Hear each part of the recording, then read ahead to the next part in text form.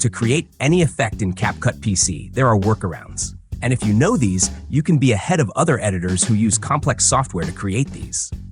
CapCut's strength lies in its accessibility and user-friendly interface, which allows editors to achieve professional-looking results without needing to master complicated software.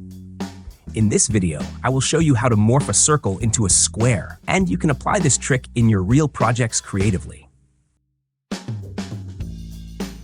First, we're going to add a white background. For this, we can go to the Assets Library and search for a white background.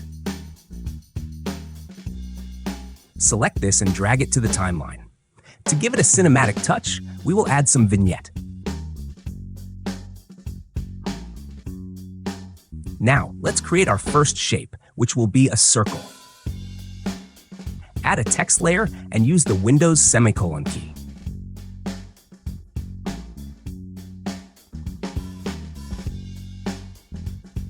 Click on this symbol section, and then on geometric symbols.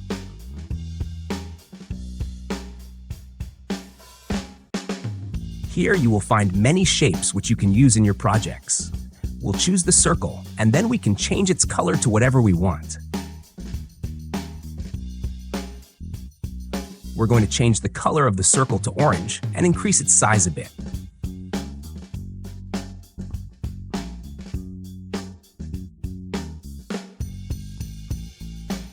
Animating the circle.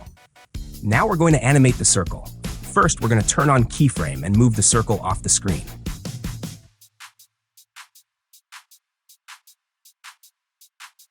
Next, we're going to move 30 frames ahead in the timeline.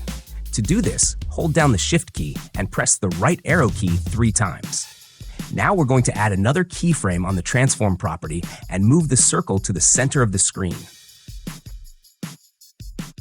Now we're going to open the keyframe settings. To do this, right-click on the keyframe and select Show Variable Keyframe Animation. From here, we will apply Quad In to the second keyframe in the X movement section. To make the animation accelerate, drag the handle towards the end, as shown. This will make the animation start slowly and speed up as it progresses. This will create a smooth animation for the circle. Now close this by pressing Alt-K on the keyboard. Morphing the shape. Now copy the animated circle layer. To do this, press Ctrl-C and Ctrl-V on the circle layer. Now, we're going to select the second keyframe of the duplicated layer and use the Windows plus semicolon key to replace the circle with a square.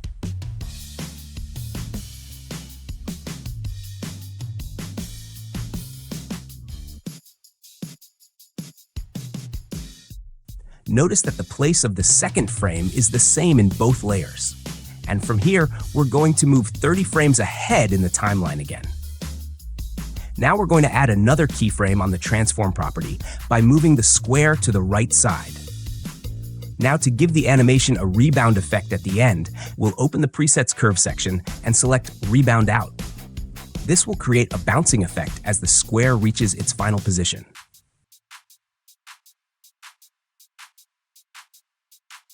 Final touches.